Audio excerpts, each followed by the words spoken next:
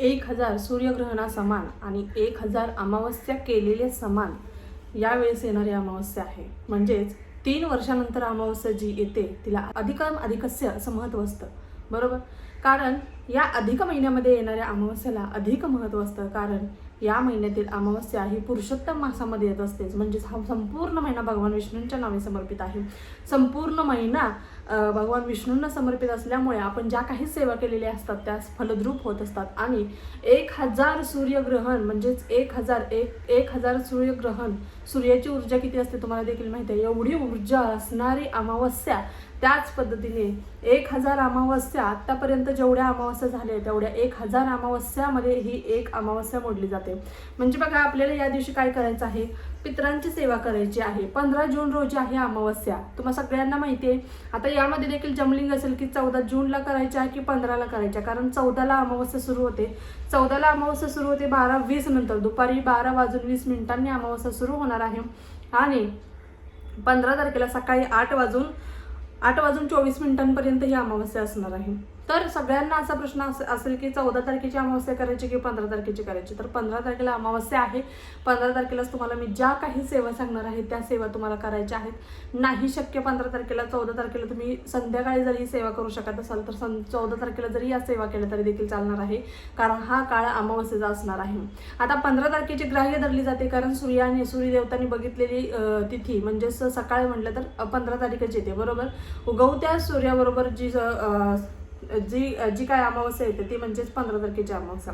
तर 15 तारखेला अमावस्या असणार आहे. ही सोमवती अमावस्या आलेली आहे. अधिक महिन्यातली सांगता म्हटलं तरी देखील चालेल. अधिक महिना संपणार आहे, नंतर 3 वर्षानंतरच आपल्याला हा योग मिळणार आहे.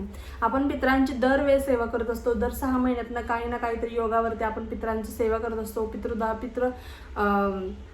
पिंडदान करत असतो, पितरांना जेव घालत असतो, पितरांची सेवा करत असतो. रोज आपण पितरांची सेवा करतो, पण एवढं करणं फक्त एवढंच पुरेसं आहे का, हा प्रश्न आपल्या मनाला विचारायचा. आपल्याला रोज सकाळी संध्याकाळी 2 वेळेस जेवायला वगैरे लागतं, मग आपल्या पितरांना नाही का लागत.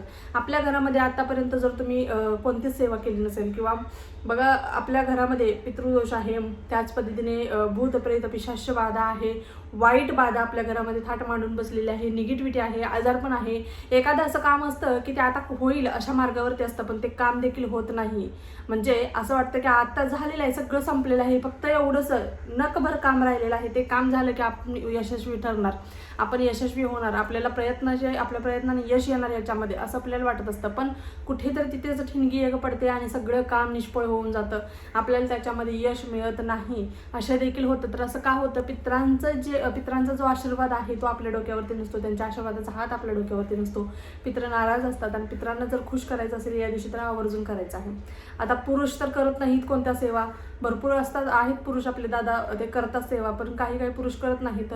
पुरुष बाहेर राबत असतात, कष्ट करत असतात, आणि घर स्त्री सांभाळत असते. आपल्या घरातील जी कुलस्त्री आहे तिने कोणत्या सेवा करायच्या, आणि आपल्या घरातील पुरुषांनी कोणत्या सेवा करायची हे देखील तुम्हाला मी सांगणार आहे.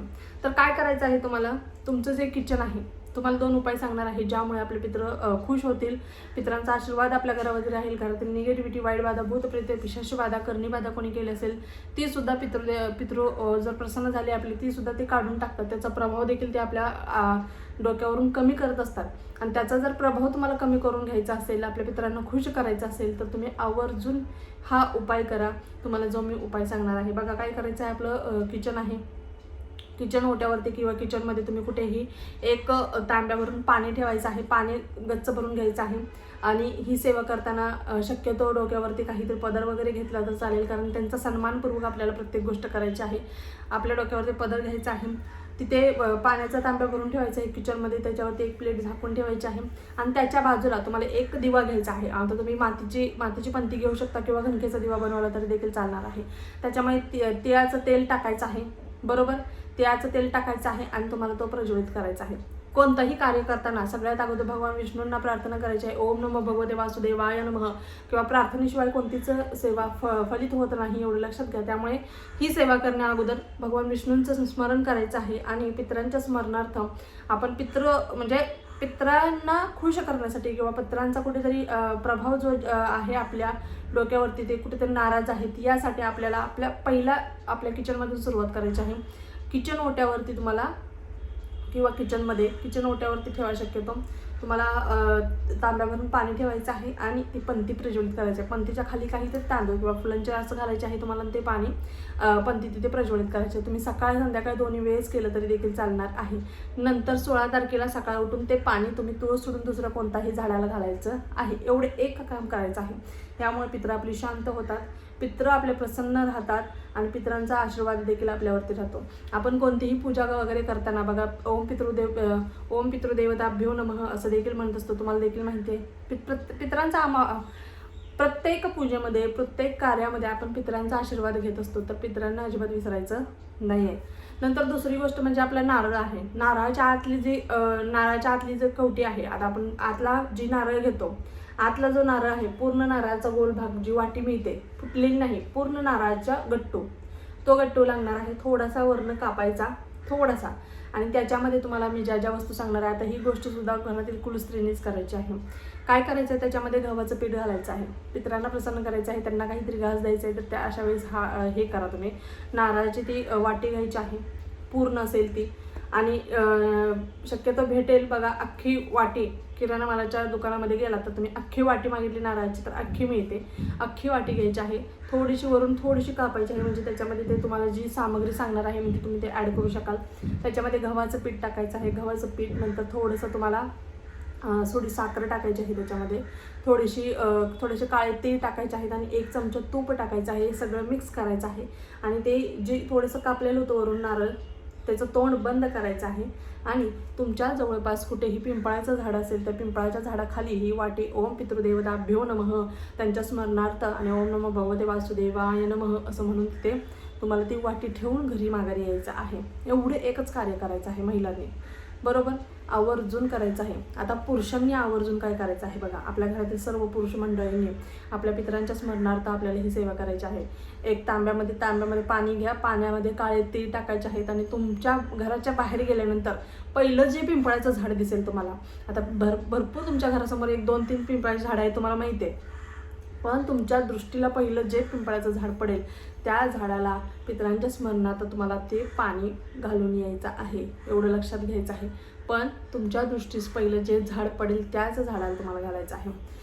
कारण ही अमावस्या अशी आहे, या अमावस्येमध्ये अधिकाधिक कस्य तुम्ही जेवढी सेवा करा पितरांची तेवढं जास्त पुण्य तुम्हाला लाभत असतं. आणि हे उपाय केल्यामुळे आपले पितृ शांत होतात, त्यांचं देखील पोट भरलं जातं आणि ते देखील आपल्याला आशीर्वाद देतात. आपल्या घरावरती जी काही भूत प्रेत पिशाच बाधा आहे, कर्णीबाधेचा प्रभाव आहे, वाईट बाधेचा प्रभाव आहे, तो कुठे तर ते काढतात आणि कृपा आशीर्वाद त्यांचा आपल्यासोबत सदैव राहतो. जी कामं आत्तापर्यंत होत नव्हती, जी कामं आपल्याला अडत होती, जी कामं प्रत्येक कामामध्ये ज्या अपयश येत होतं, आत्ता होते काम असं वाटतं, थोडक्यात काहीतरी होऊन सगळं विस्कळीत होत होतं, ते सगळी कामं मार्ग लागतील आणि घरामध्ये आपल्या सुख शांती समृद्धीसुद्धा नांदायला लागेल. कारण पितरांचा आशीर्वाद असेल तरच आपण, फक्त त्यांनी दिले त्यांच्या जीवावरती आपण आता जगतोय, त्यांनी जे कमवलं त्याच्यावरती आता आपण जगतोय, ते नसते तर आपण त्यांच्याशिवाय आपलं काहीच नाही आहे असं म्हटलं तर देखील चालेल. त्यामुळे पितरांना खुश करायचं, पितरांची देखील सेवा करायची. आणि पुरुषांनी हे पाणी घालताना तुम्हाला दक्षिणमुखी तोंड करायचं आहे. दक्षिणेला बघत तुम्हाला पाणी घालायचं आहे. पितरांच्या स्मरणार्थ ओम पितृदेवताभ्यो नमः असं म्हणत पाणी पिंपळाच्या झाडाला तुम्हाला घालायचं आहे. नाहीतर तुम्ही कोणतीही दिशा पकडाल, दक्षिण दिशेला तुम्हाला हे करायचं आहे. आणि जी महिलांनी किचनमध्ये जो तांब्या आणि दिवा ठेवणार आहे तोही दक्षिण साईडलाच ठेवायचा आहे. दिव्याची वात देखील दक्षिण दिशेलाच तुम्हाला करायची आहे. एवढे एक लक्षात घ्यायचं आहे. आणि तुम्ही पिंपळाच्या झाडाखाली ज्यावेळेस तुम्ही नारळाचे गट्टा तुम्ही ठेवून येणार आहे, नारळाची वाटी तुम्हाला जी सामग्री सांगितली ती सुद्धा दक्षिण दिशेला तोंड करूनच तुम्हाला ठेवायची आहे. अशा पद्धतीने आवर्जून ही एक सेवा करा. 3 वर्षातून एकदा अशी अमावस्या येते जी अतिशय महत्त्वाची असते. आणि आपण आत्ता ज्या काही सेवा केलेल्या आहेत त्या अधिक महिना पूर्ण भगवान विष्णूंना समर्पित आहे. पुरुषोत्तम मास आहे हा, आणि त्यांना समर्पित असल्यामुळे आपण जी काही सेवा केलेली डायरेक्ट भगवान विष्णूंच्या चरणाशी अर्पित होत असते.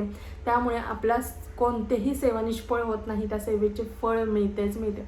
त्यामुळे अधिकाधिक कस्य फळ पुण्यफळ मिळवून घ्यायचं असेल तर 1001 सूर्यग्रहणापेक्षा आणि 1001 तुम्हाला अमावस्ये केलेल्याचं फळ जर मिळवायचं असेल तर तुम्ही आवर्जून करा.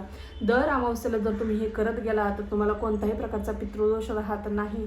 त्यामुळे दर अमावस्येला जर ही सेवा केली तर अतिशय उत्तम आहे. हा उपाय आहे, हा तोडगा आहे असं म्हटलं तरी चालेल. नक्कीच तुम्ही एकदा करून बघा.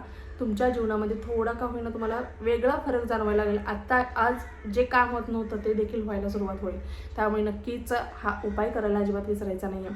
व्हिडिओ आवडला असल्यास व्हिडिओला लाईक करा, शेअर करा, सबस्क्राईब करा. पुन्हा एकदा भेटू अशाच एका नवीन व्हिडिओसोबत. तोपर्यंत झालेली सेवा स्वामींच्या निरुजू करते. श्री स्वामी समर्थ. धन्यवाद.